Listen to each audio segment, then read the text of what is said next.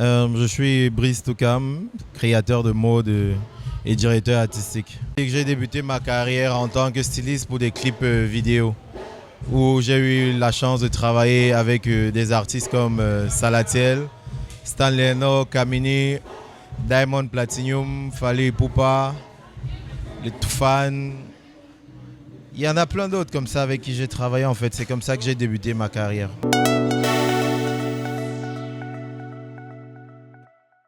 En réalité, ce qui m'a permis de me lancer, c'est, je vais dire, le truc a commencé depuis mon tendre enfance.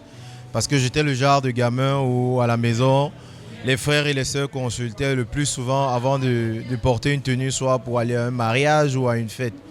Donc du coup, au fil du temps, j'ai commencé à avoir cette attention là où les gens sollicitaient vraiment mon point de vue en fait à travers ce qu'ils mettaient comme tenue, vu les circonstances des cérémonies dont ils étaient cordialement invités quoi. Donc du coup, j'ai commencé à grandir avec et par la suite, j'ai commencé à voir le truc grandir en moi et avec l'aide de la famille et le soutien, où ils m'encourageaient beaucoup à prendre cette voie-là.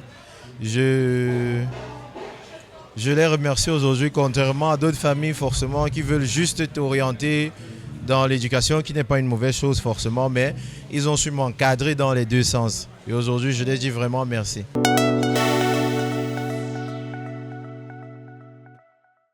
Ma vision est telle que je suis ce créateur africain-là qui veut aujourd'hui qu'on voie la mode africaine, pas seulement pour l'Afrique, mais une mode aussi qui peut compétir avec toute cette grande marque, cette maison-là. Pas juste cette couleur africaine-là qu'on veut toujours apporter aux stylistes africains, mais qu'on nous reconnaisse juste comme des stylistes comme tous les autres.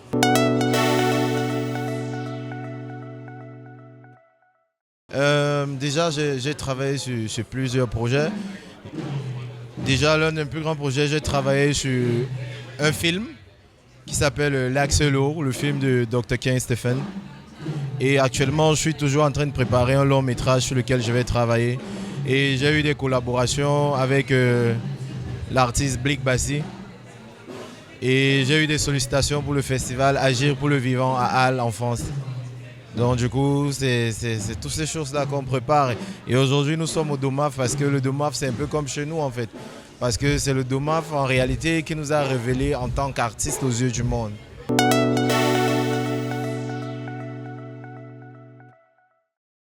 Comme tout le monde, je ne dirais pas par contre des difficultés, mais des épreuves. Parce qu'en réalité, il n'y a pas de difficulté dans la vie, c'est juste un chemin que tout le monde suit. Et parfois, je ne vais pas jouer les gaillards très solides. Je veux dire que parfois, si tu n'es pas fort, ça peut t'abattre. Mais je veux que les gens comprennent que ce n'est pas des difficultés, mais c'est juste une épreuve. Et c'est le chemin qu'on suit. Donc jusqu'ici, je ne dirais pas que j'ai eu des difficultés, mais je fais juste mon chemin avec les épreuves que la nature me propose en fait.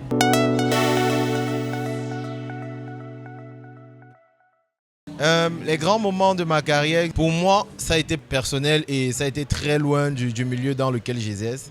Les grands moments de ma carrière, c'est quand ma maman m'a appelé pour me dire « Je vois ce que tu fais et je n'ai jamais su que tu avais ce truc-là. » Donc pour moi, c'est la plus grande reconnaissance en fait que en tant que créateur ou un artiste peut avoir. Parce que vous savez, c'est souvent très difficile aux proches de voir en réalité ce que tu as en toi. Mais les autres ailleurs le voient, mais quand ça vient de la femme qui t'a mis au monde, ça fait vraiment chaud au cœur en fait.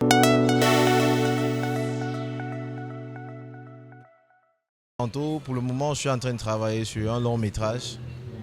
Sur un long métrage, un film. Je préfère taire le nom maintenant.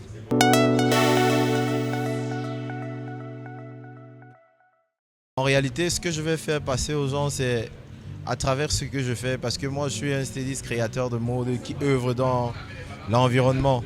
Donc je fais un peu le upcycling. En réalité, nous sommes comme les soldats du monde. On essaie de protéger la planète à notre façon.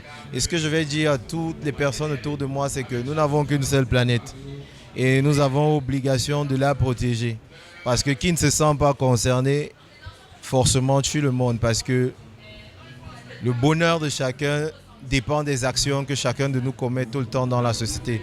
Donc en quelque sorte, keep our outside clean and keep moving.